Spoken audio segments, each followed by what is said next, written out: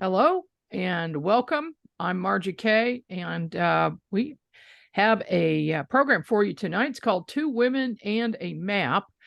Gene Walker and I have done a lot of investigations together, and some very strange things have occurred to us along the way. So we're going to share that with you this evening, and I'm going to share my screen, and Gene and I are going to take turns talking about it. So let me do that here real quick. Well, we call this Two Women and a Map for a reason, and that's because we've done a lot of traveling, mostly around the state of Missouri, but we do have some plans to go other areas. Jean is a retired science teacher. She's got a master's degree in education. She is the section director for Kansas City MUFON, a STAR Team investigator, and an author. The book is Family Secrets, and it's about her life and her experiences and her family's experiences with the paranormal. And her website is jeanmwalker.com. I am a licensed private investigator in Missouri. I serve as Assistant State Director for Missouri MUFON. I'm also a STAR Team investigator, an author, and a publisher. And that is my website there, margiek.com. So soon after beginning to work together, we noticed some strange things that would happen. And even when we were apart, the same thing would often happen to both of us. We'll go into a little bit more detail here and tell you what those things are. I'm going to, it's not going to let me do it. I'm trying to go into full screen here. Slideshow. Here we go, slideshow. Okay, let me go ahead and paste through these. Oh, I don't know why that noise is on there. Okay, so many strange and unusual things have happened during these investigations. And we've worked together on paranormal and UFO investigations since 2015. Can you believe it's been that long, Gene? Well, actually, I think it was longer, Margie, because I think I became an investigator in 2012. Okay. So well, I think 2015 was our first big one. Oh, and that might be. So you want to go ahead? You want to talk about this one, Gene? Okay. Let's see. About the second case I ever had with MUFON, this gentleman that I was working him and his wife's case had told me that his ex-wife that very week had accused him of murdering a young girl that was killed over in, I think it was Overland Park, Kansas. Yeah, it was. Okay. And then I told Margie about this because I thought it was so unusual that he'd been questioned by the police. And even when he was out in California, they had contacted him, and the police out there had also investigated him. So I just lost. Okay. Margie, you want to talk about your daughter? Yeah. That same week, my own daughter turned her ex-husband in for murdering the same woman. You can't make this stuff up. And of course, neither man had done it. They had just both drove blue trucks, and that's what their wives thought. But I just thought that was really strange. The Gene and I had just been started working together, and this coincidence happened. So that's just one weird thing. But now the rest is paranormal. I call this Paul the alien because the alien I saw looked a lot like this creature, and he acted like that too. So we were both working on a case in Sugar Creek, Missouri, and Eastern Independence.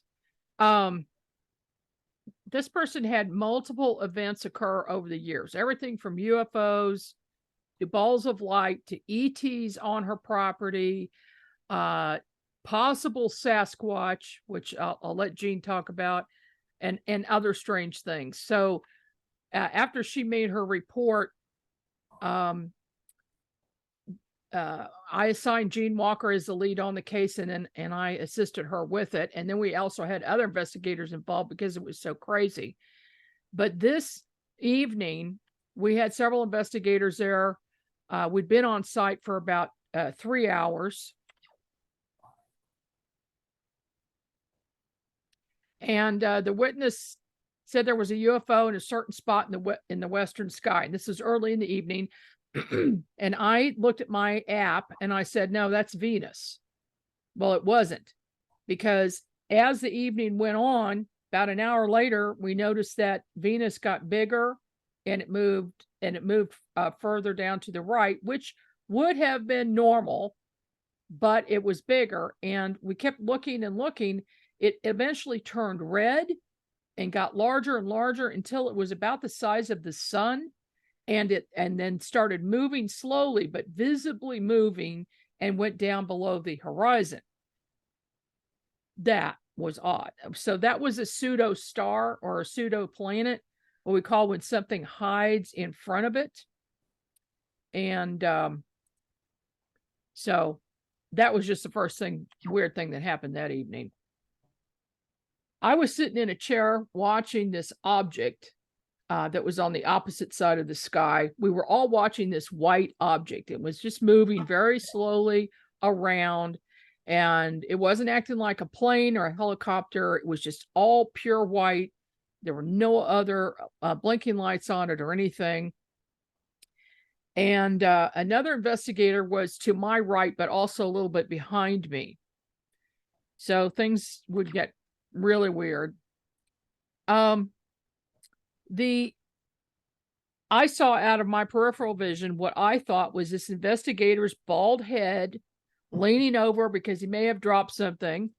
And I looked, and it was not the investigator. It was actually an ET. It was maybe about 3 feet tall, maybe 18 inches away from me. And he was looking at the sky at the same thing we were all looking at, as if he was trying to figure out what that thing was too.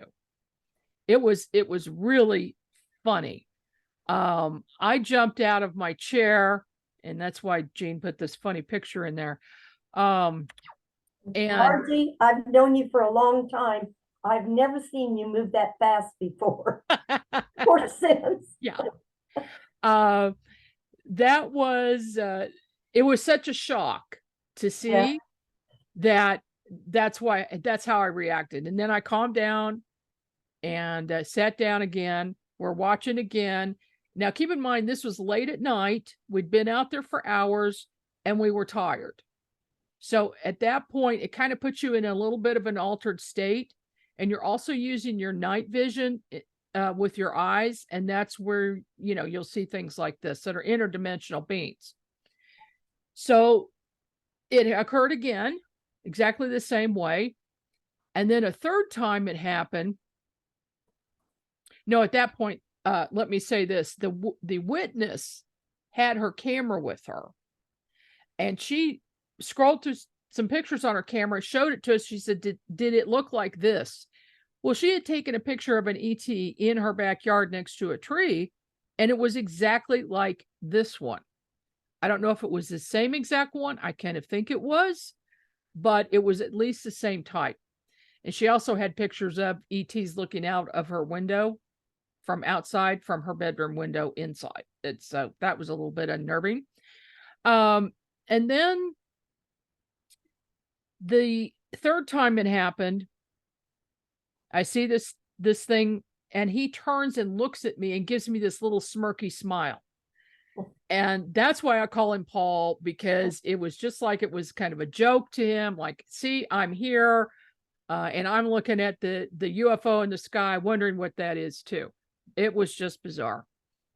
Okay, so I'm going to let Jean take over here and talk about the sounds you heard. Okay. I spent a lot of time on this case. This lady and I even became good friends. but I was over there a lot, and there was just so much happening. And so one night I was over there, and we went out on the patio after we had done some other investigation there in the field, and her husband came out and joined her and I, and we were sitting there at a picnic table, and all of a sudden we heard this really weird, loud scream. It was kind of deep and guttural. It was sound like something almost in distress. It had a very scary sound to it. I've never heard anything like this before. And every time this thing would scream like that, then all the dogs and the coyotes, because this was kind of country area out there, they would all start to howl. And so I listened to this sound, and I couldn't figure out what it was, and it had happened about 3 times. I finally turned to her husband. I said, "What is that that screams like that?" Because it was just very unnerving to hear this. And he looked at me and goes, "Man, I don't have any idea." They said they had not heard this type of scream out there before.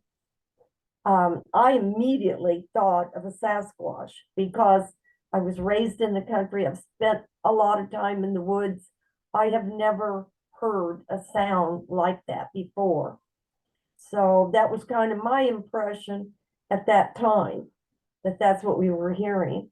And so I left pretty quickly after that, after the 3 screams that, well, it happened 3 times, probably 5-10 minutes apart.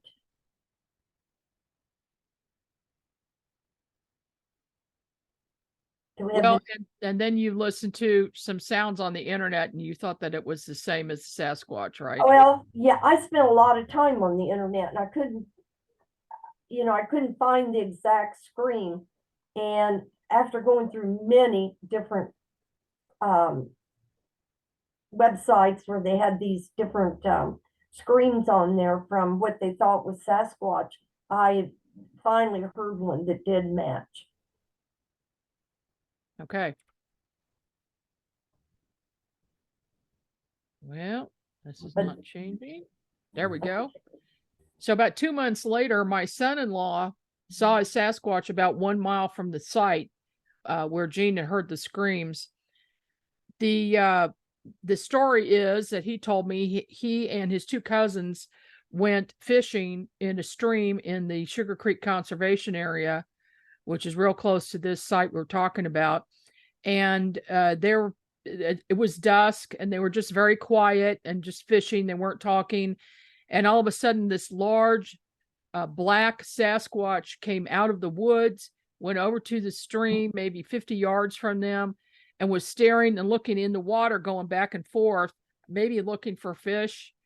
And then it gave up and turned to the right away from them and went back into the woods. It didn't seem to ever notice them, but they immediately grabbed their stuff and left, and they never went back.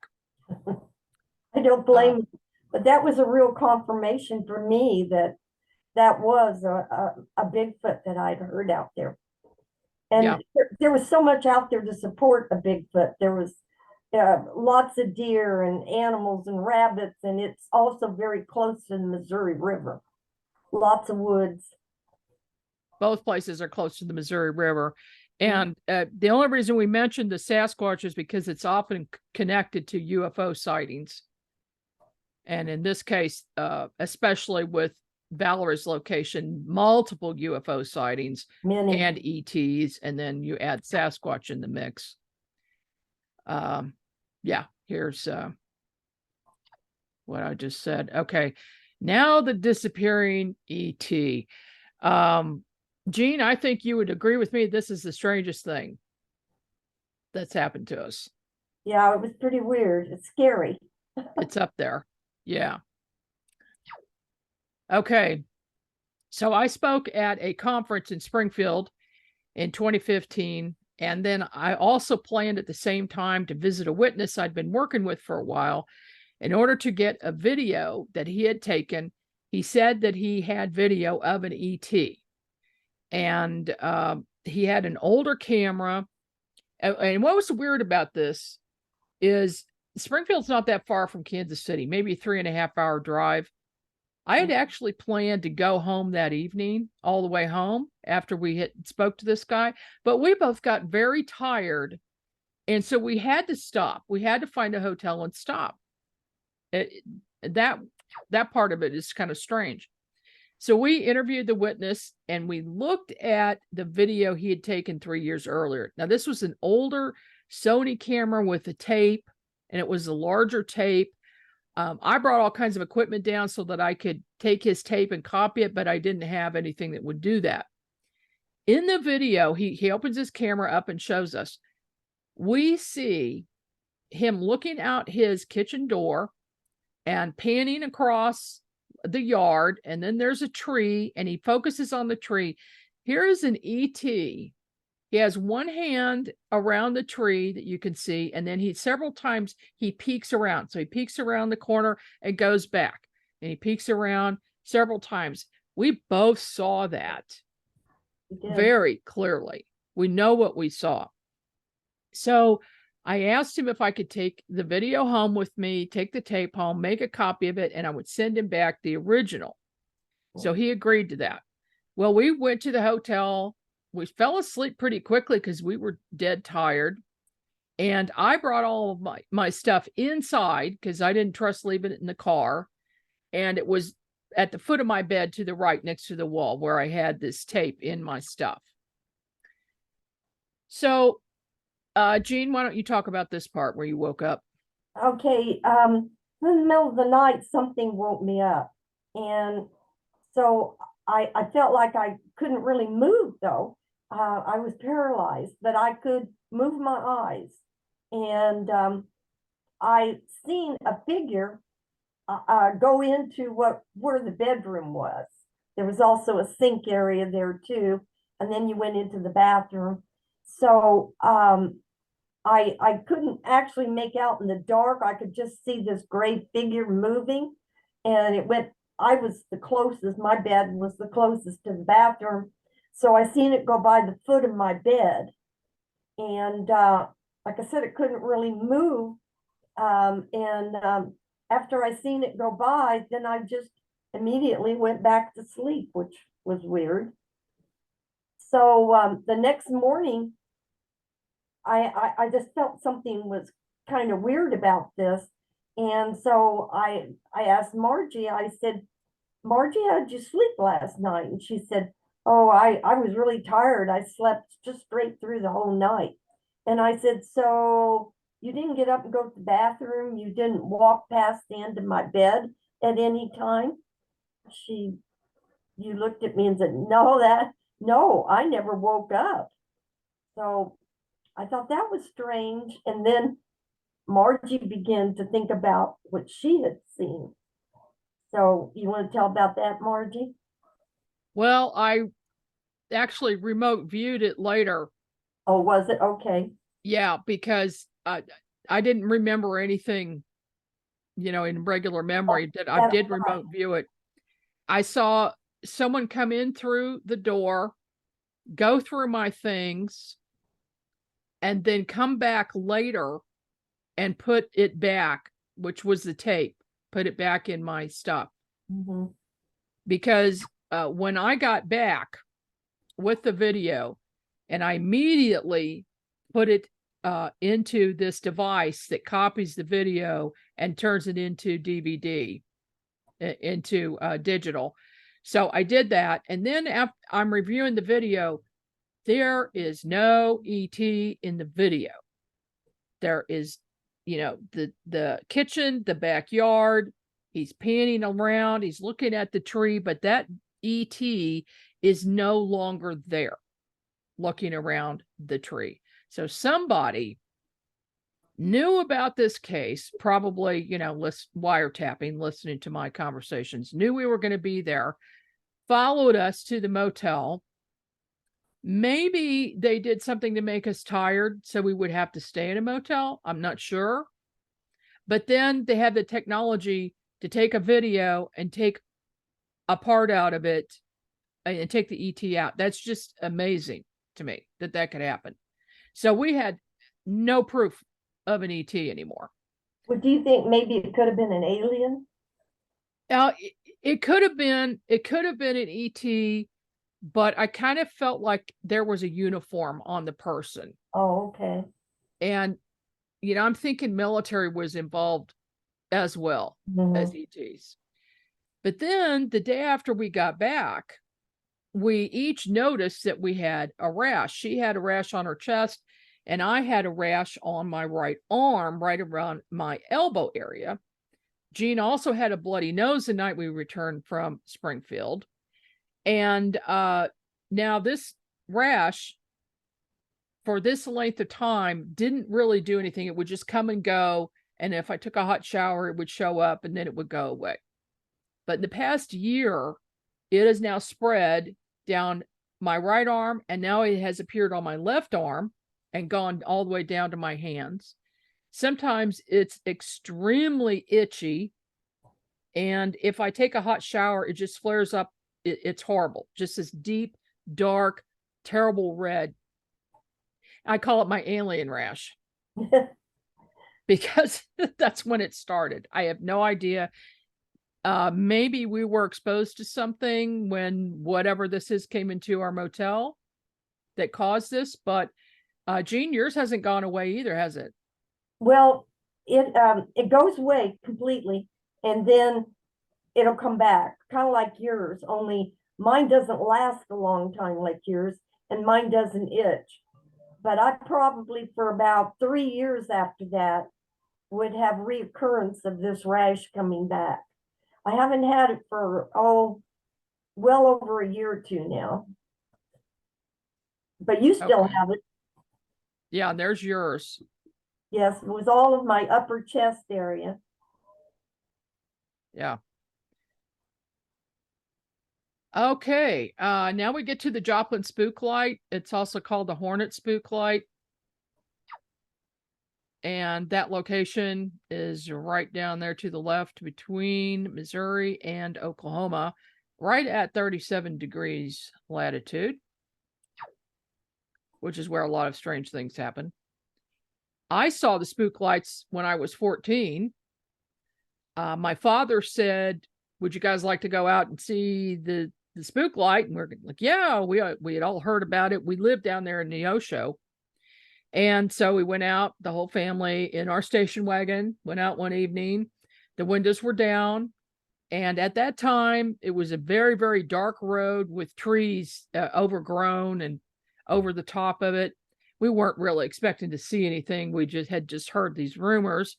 So my dad's driving very slowly down the road. And all of a sudden, these two lights, balls of light, come to the right of the vehicle, just a few feet away. One was about the size of a basketball, and one was about the size of a softball was behind it. And they were kind of a yellow gold color. They floated, and my dad slows down the car. The small one, he ended up stopping the car because the big one went in front of the vehicle. So he stopped the car. The little one came in the window, and I was sitting on the very right side in the back seat with my brother and sister to my left, came in the window and went very slowly through the back area and then out the other window. And it lit us up as it went by. It was just this really soft glow. When it got to the other side, it joined up with the big light, and they danced around a bit and went off in the woods. We were just flabbergasted that, first of all, there were two of them, not just one, and that they could actually come inside a vehicle. So I've been back several times. I had not seen it again until this time when we went with John. Jean, you want to tell what you saw when you were younger? What were you, about 22? Yeah, in my early 20s.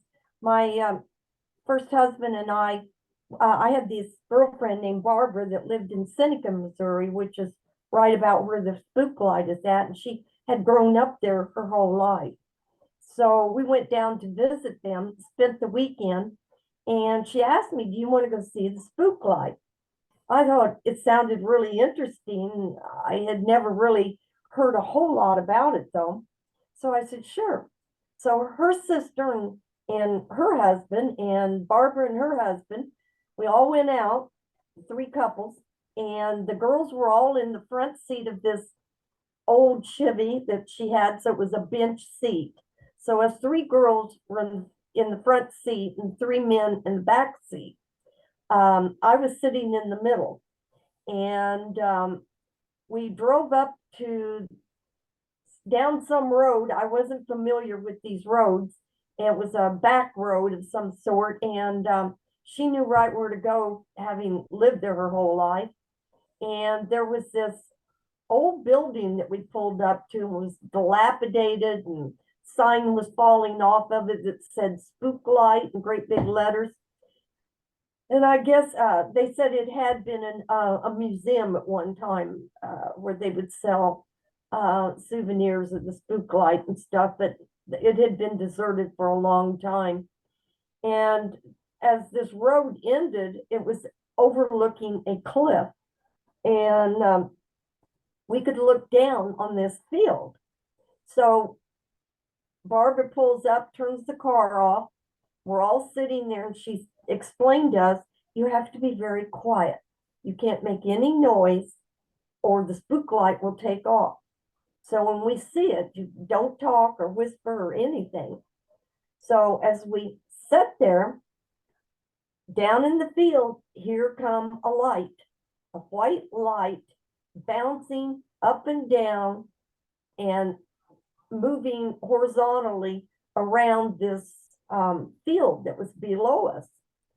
Then all of a sudden, this thing acted as though it had some form of intelligence, because the light started coming towards the car up that we were on, like I said, a cliff, and it started coming up towards where we were at, almost like it had to have known we were there, sensed it in some way.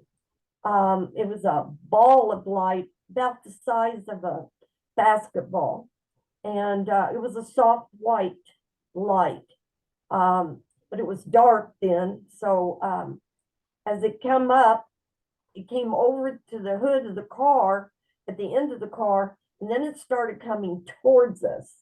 I thought it was going to come right through the windshield on us, and I didn't know what that thing was. So I started screaming. When I screamed, sure enough, just like Barbara said, that thing just took off and disappeared.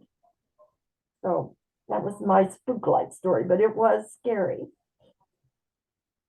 Okay, then we're going to see it again. Hmm.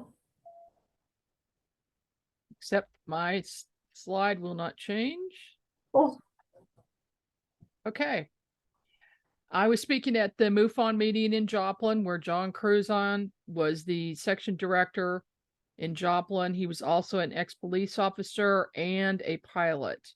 And he was also the primary witness, along with 2 other witnesses, of a huge UFO encounter in Joplin.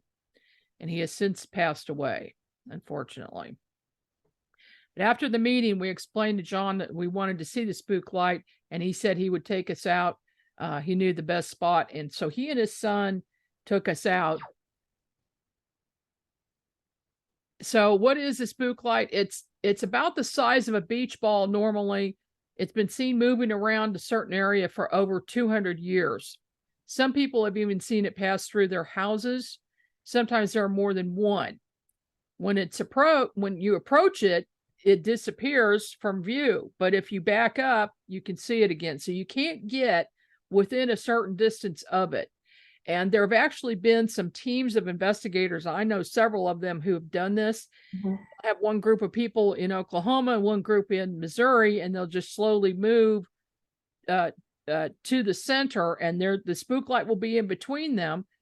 Well, one group will see it and then move closer to it, and then they can't see it anymore, but the other group can see it from the other side. So it has we don't know why that would possibly happen. It's been studied by a lot of people, including the government, and nobody has figured out what this is. It is definitely not car lights. No. This has been seen for over 200 years, like I said. But the interesting thing about it is this is along the Trail of Tears. So there could be a Native American connection. We got out of our cars, we walked around for a while, and then the spook light showed up. It disappeared and returned several times. At one point, we saw two balls of light with one on top of the other. It was far away and it was difficult to get good photos of it, but we did get photos. And through the binoculars, we could see the light very well. So I'm not sure what the distance is. I would say maybe a mile or less would be the distance. I also asked John Cruzan how many times he had been out there to investigate. And he said over 200. And I said, have you also seen UFOs when you're out here? He says, every time.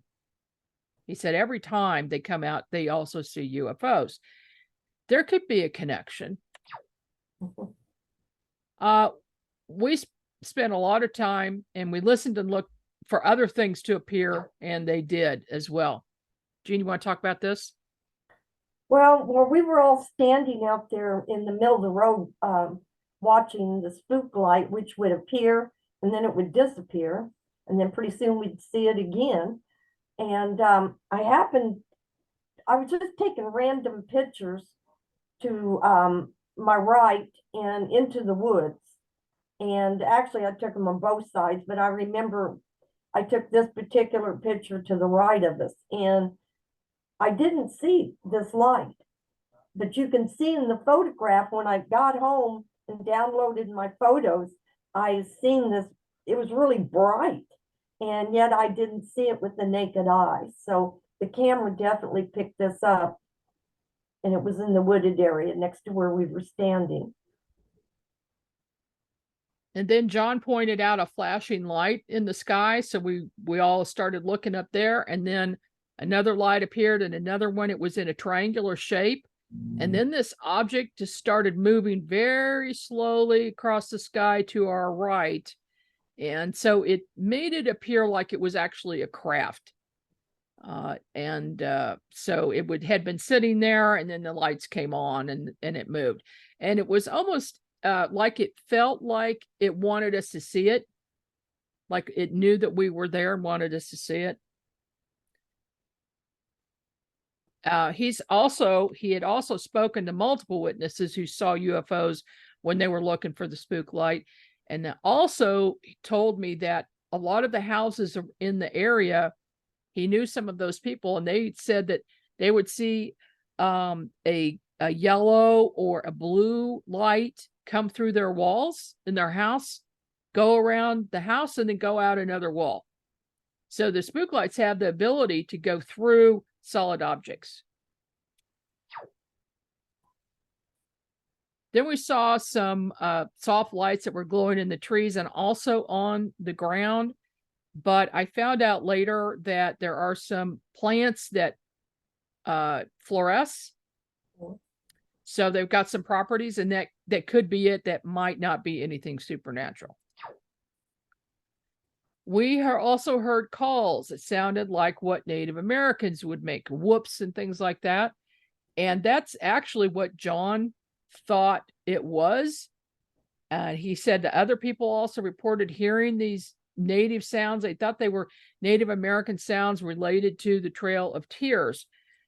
But when I heard them, I've heard a number of calls, of Sasquatch calls, especially like with Scott Nelson. He's played a lot of things for us at meetings and listened to things on the internet. It really sounded like Sasquatch to me. And I also kind of felt the presence of Sasquatch. And we heard an owl hooting very loudly. And we all know that owls are often associated with aliens and Sasquatch.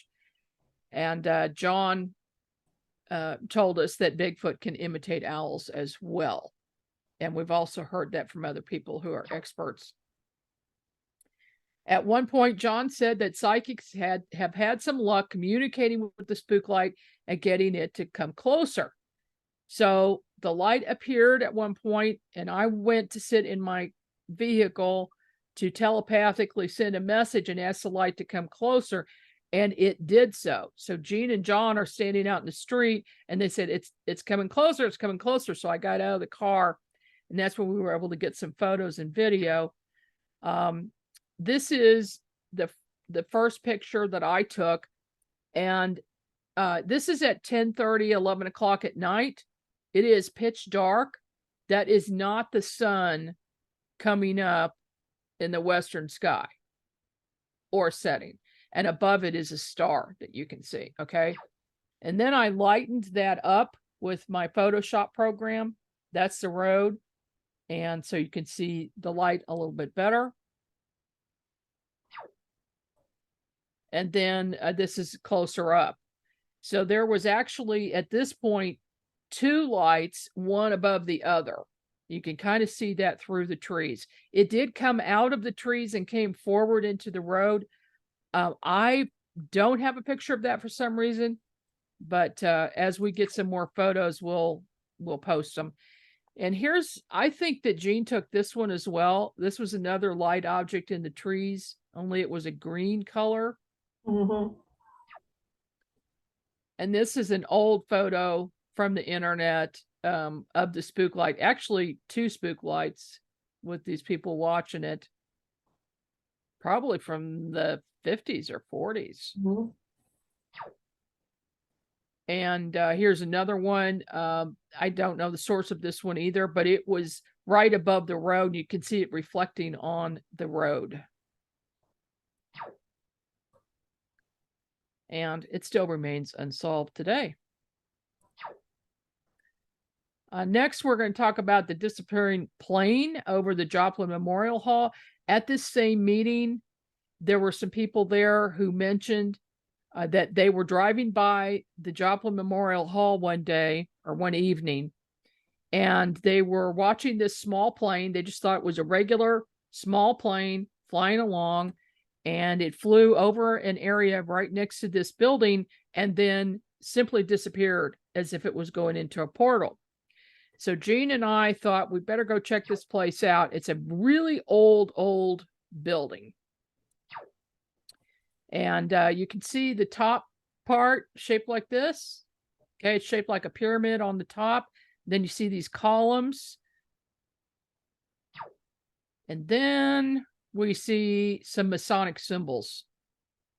And if there's anything that's Masonic, there are always 2 things on site I've found. You will have a tall object, and then you will have a round or oval object, symbolizing male and female. And then there were lots and lots of Masonic symbols around it. It was built in 1923. And then right on the lot is this. This is where the plane was flying over when it disappeared. So we wondered if there was some type of a portal created by this object that caused that plane to disappear or go into another dimension. Okay, the Witch's Bridge and signs of Bigfoot. We are going to talk about this because it could be related to UFOs too. But there's a lot of strange things that happen there. The Witch's Bridge is near Nevada, Missouri, a little bit west of there in a very obscure place. But this is a long-standing myth, if you will, that's been talked about a lot. Jean, you want to take over? Okay, the Witch's Bridge, there in Nevada, Missouri, we didn't know where it was. We just knew it was around there. So we stopped at a gas station, and I went in and talked to the people, and I think Margie was with me, and they gave us directions. And they told us it used to be this old covered bridge, which had since fallen down, and they had just built a brand new big concrete bridge over it. But they did know about the myth of hearing witches there. And I had seen this on Channel 4 News right before we left on this trip, and they were talking about it. Sounded interesting to me. So I told Margie about it. I said, we really need to check this out and just see what's going on there. So we drove down there, and when we got to the bridge, the story was that if you would cuss at the witches over the bridge when you were down there over the water, they would yell back at you. So this, they said, though, was normally done at night, and it was late in the afternoon. We were on our way home, but we wanted to try it anyway. So it was really pretty down there. A lot of wooded, heavily wooded area with a few houses, and so we got up on the bridge and we stopped, and we're overlooking the water, and so I get out and I start cussing these witches like crazy, real loud. And Margie grabs me and she goes, no, no, no, you've got to stop cussing those witches, Jean. So I did, but we did hear some yells coming back at us. And there's the new bridge, and Margie's standing there overlooking the water. And we were trying to figure out what that yelling that came back at us, because it didn't really sound like a witch. Truthfully, it sounded more like a Sasquatch. So we were pretty interested at this point. We get back in the car. See, it was a very pretty area down there, really, very heavily wooded. And we passed a few houses. We passed one house that we really thought was probably the witch's house. And we didn't know for sure what that strange sound was that we heard coming back. But as we drove across the bridge there, we come across a canopy of trees. It was really pretty how these trees were draped over the road, and it made almost like a tunnel. And it went for about a half a mile down the road. And we stopped the car and got out. Because we started seeing these branches that were twisted and turned, and one bunch looked like it had been a hut that had been made, like for protection of the weather or something. It was all covered over. And so we took some pictures then of that. And we had just had someone come to our meeting to talk to us about Sasquatch and Bigfoot, of course, and they said that this was something commonly done by the Bigfoots. Sometimes they are using bent trees and different, logs across inside of a fork of another tree and hoops, like we said here, that this might say, stay out of here, this is our area, or something else to other Squatch that might come in that area. And you can see here where the canopy of the trees, over as you drove down there, the canopy got heavier and heavier like a tunnel. Here's that was the hut part that we've seen. It was all draped over with these vines and branches that had been pulled over. It didn't look like it was natural. Actually looked like something made this thing. Yeah, the branches were woven together. Yes, that's a better picture of the branches there.